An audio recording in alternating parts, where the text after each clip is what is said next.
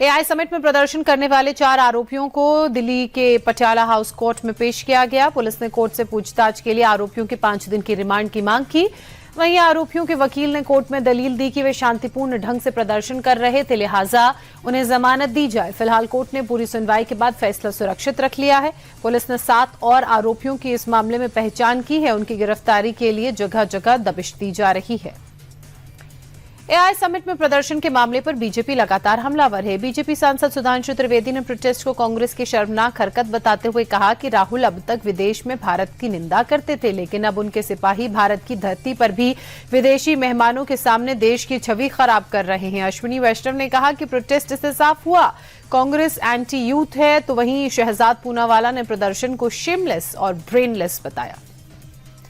AI summit में youth Congress के प्रदर्शन के खिलाफ बीजेपी ने देश भर में हल्ला बोल दिया है। दिल्ली, मुंबई, सूरत से लेकर कश्मीर तक कांग्रेस के खिलाफ बीजेपी ने विरोध प्रदर्शन किया। दिल्ली में कांग्रेस दफ्तर के बाहर बीजेपी कार्यकर्ताओं ने राहुल गांधी और कांग्रेस पार्टी के खिलाफ जमकर नारेबाजी की, तो सूरत में राहुल गांधी का पुतला फूंका गया, तो जम्मू में भी बीजेपी के कार्यकर्ताओं ने पुतला फूंककर प्रोटेस्ट किया।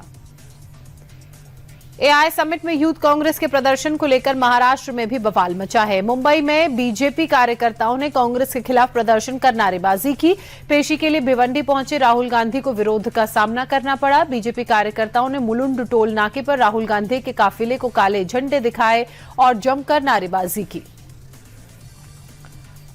एआई समिट में यूथ कांग्रेस के प्रदर्शन पर देश भर में सियासी घमासान मचा हुआ है, तो वहीं दूसरी ओर राहुल गांधी ने एक बार फिर अमेरिका के साथ ट्रेड डील को लेकर प्रधानमंत्री मोदी पर डायरेक्ट अटैक किया। ट्रंप के ग्लोबल 10% एक्स्ट्रा टैरिफ के ऐलान के बाद राहुल गांधी ने पीएम पर कॉम्प्रोमाइज्ड होने का आरोप लगाया। राहुल ने ट्वीट कर लिखा कि धोखा अब एक्सपोज हो चुका है, पीएम फिर से सौदेबाजी नहीं कर सकते, एक बार फिर से वे सरेंडर करेंगे।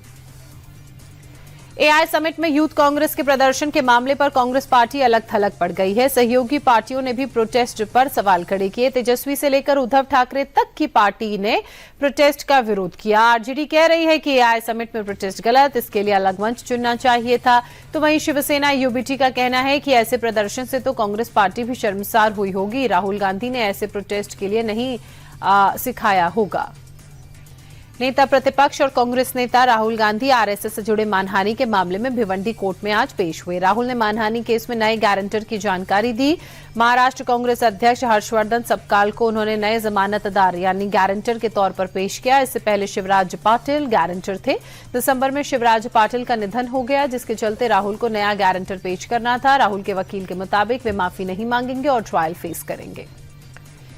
यूजीसी के नए नियम के खिलाफ विवाद थमने का नाम नहीं ले रहा है। एक बार फिर यूपी की राजधानी लखनऊ में विरोध प्रदर्शन शुरू हो गया। सवर्ण समाज ने फिर से सड़क पर उतरकर यूजीसी के खिलाफ मोर्चा खोल दिया। प्रदर्शनकारियों ने नए नियमों को वापस लेने की मांग की है। प्रदर्शनकारियों ने काला कानून वापस लो के नारे भी लगाए। सवर्ण समाज के लोग यूजीसी के नए नियम को भेदभावपूर्ण और दमनकारी बता रहे हैं। बिहार के डिप्टी सीएम सम्राट चौधरी ने पूर्णिया से निर्दलीय सांसद और कांग्रेस नेता पप्पू यादव पर निशाना साधा। नाम लिए बगैर पप्पू यादव को हाथी कहा। सम्राट ने पप्पू की गिरफ्तारी का जिक्र करते हुए कहा, हाथी भी बिहार पुलिस से डर के अस्पताल पहुंच गया। डिप्टी सीएम के बयान पर पप्पू यादव ने पलटवार किया। सम्राट को बंदर बता दिया। पप्पू यादव ने ट्वीट कर कहा, बिहार बंदर के हाथ में आ गया है। अहमदाबाद में हिंदू शादी समारोह में मुस्लिम समाज के लोगों ने जमकर बवाल काटा। सरकारी सामुदायिक भवन में हिंदू परिवार की शादी चल रही थी। मंगल गीत और भक्ति गीत बज रहे थे, जिससे सामुदायिक भावना के भवन के आसपास रहने वाले मुस्लिम समाज के लोग गुस्से में आ गए। पहले उन्होंने गीत बंद करने को कहा, जिस पर हिंदू समाज के लोगों ने कहा कि शादी में मंगल गीत बजते हैं।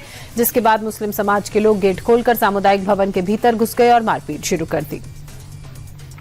तेलंगाना के कामारेड्डी में गाना बजाने को लेकर 2 समुदायों के बीच जबरदस्त झड़प हुई। बांसवाड़ा शहर में एक दुकान पर धार्मिक गाने बज रहे थे, तभी एक ग्राहक ने इस पर ऐतराज जताया, वीडियो बनाया शुरू किया।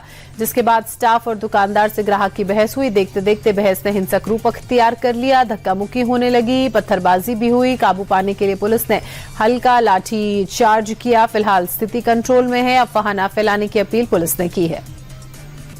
नेशनल हाईवे के टोल प्लाजा पर नकद लेन देन पूरी तरह से बंद हो सकता है। सड़क परिवहन मंत्रालय के मुताबिक सरकार टोल प्रणाली को पूरी तरह से डिजिटल बनाने के उद्देश्य से नकद लेन देन पूरी तरह से बंद करने पर विचार कर रही है।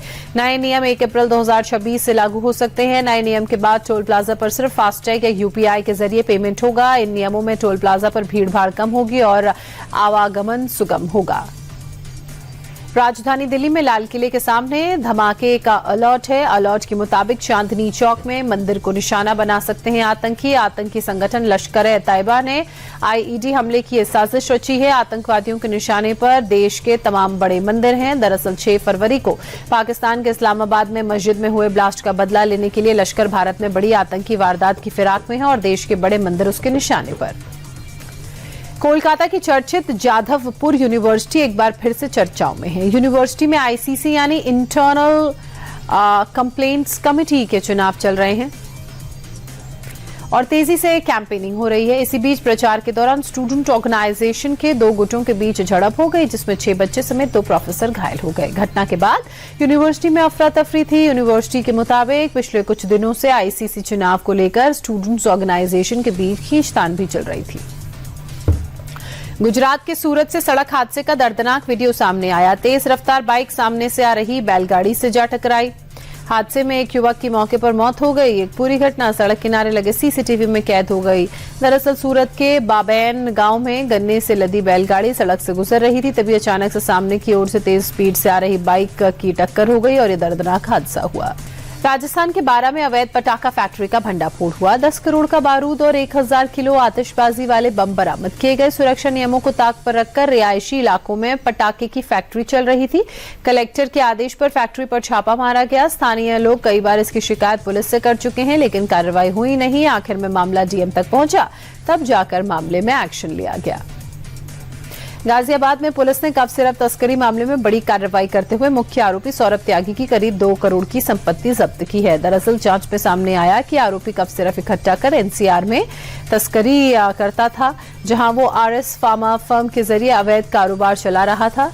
मामले में अब तक 8 लोगों की गिरफ्तारी हो चुकी है।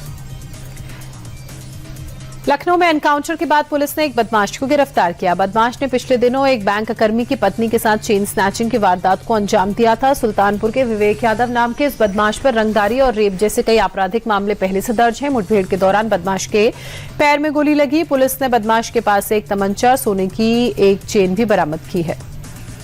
त्योहारों के मद्देनजर उत्तर प्रदेश का खाद्य सुरक्षा विभाग एक्शन में है। एफएसडीए की टीम ने जगह जगह छापेमार कार्रवाई जारी रखी हुई है। लखनऊ में भारी मात्रा में मिलावटी सामान पकड़ा गया। नकली खोया, पनीर, तेल, घी, पापड़ और मिठाइयों के सैंपल्स लिए गए। जांच के बाद फूड डिपार्टमेंट ने नकली खजूर, हल्दी, सुपारी, पनीर समेत कई चीजें पकड़ी। यूपी के हापुड़ में सेहत के साथ खिलवाड़ करने का बड़ा मामला सामने आया है। दरअसल दिसंबर में खाद्य विभाग ने छापा मारकर करीब 2 टन चना सीज किया और जांच के लिए सैंपल को लैब में भेजा, जिसकी रिपोर्ट अब आ गई है। रिपोर्ट में चौंकाने वाले खुलासे हुए हैं। चने में कपड़ा और चमड़ा रंगने वाली ओरामाइन डाई मिलाई जा रही थी। मिलावटी चने में कैंसर का खतरा पैदा करने वाले केमिकल भी हैं, इसकी पुष्टि हुई है। रिपोर्ट के बाद प्रशासन ने कानूनी कार्रवाई शुरू कर दी है। देहरादून में पार्किंग विवाद को लेकर पड़ोसियों के बीच हिंसक झड़प हो गई। घटना गणेश विहार इलाके की है, जहां घर के सामने खड़ी स्कूटी को हटाने का कहना परिवार को भारी पड़ गया। दरअसल अमित चौहान और समीर के बीच स्कूटी हटाने को लेकर कहासुनी हुई। थोड़ी देर बाद समीर अपने साथियों के साथ अमित के घर पहुंचा, हमला बोल दिया, जमकर तोड़फोड़ हुई। परिवार के 2 लोगों को गंभीर इसमें चोटें आई। फिलहाल पुलिस ने 6 नामजद आरोपी समेत कुछ अज्ञात लोगों के खिलाफ केस दर्ज कर लिया है। हरियाणा के अंबाला में कपड़े की मार्केट में आग लगने से हड़कंप है। दुकान से धू कर लपटें उठती दिखी। लोगों की सूचना पर दमकल की टीम मौके पर पहुंची। कड़ी मशक्कत के बाद आग पर काबू पाया। हादसे में किसी तरह की जनहानि की खबर नहीं है, लेकिन बड़े पैमाने पर नुकसान हुआ है। फिलहाल आग लगने के कारणों की जांच की जा रही है। भोपाल में कार की छत पर चढ़कर स्टंट करने वाले श्रेष्ठ परमार को पुलिस ने गिरफ्तार कर लिया। 4 इमली इलाके में बीच सड़क पर स्टंट करते श्रेष्ठ का वीडियो वायरल होने के बाद पुलिस एक्शन में आई। इस वीडियो में कार ड्राइवर श्रेष्ठ चलती कार का दरवाजा खोलकर छत पर चढ़ता नजर आ रहा है। पुलिस ने कार को भी जब्त कर लिया है। भारत के साथ अमेरिका की ट्रेड डील जारी रहेगी। अमेरिकी राष्ट्रपति डोनाल्ड ट्रंप ने शुक्रवार को साफ कर दिया कि भारत के साथ टैरिफ की नीतियों में किसी तरह का कोई बदलाव नहीं किया जाएगा। उन्होंने भारत के साथ ट्रेड डील को फेयर बताते हुए कहा कि भारत अब टैरिफ का भुगतान करेगा। राष्ट्रपति ट्रंप ने कहा कि भारत से उनकी गुजारिश पर रूस से तेल की खरीद भी कम कर दी है।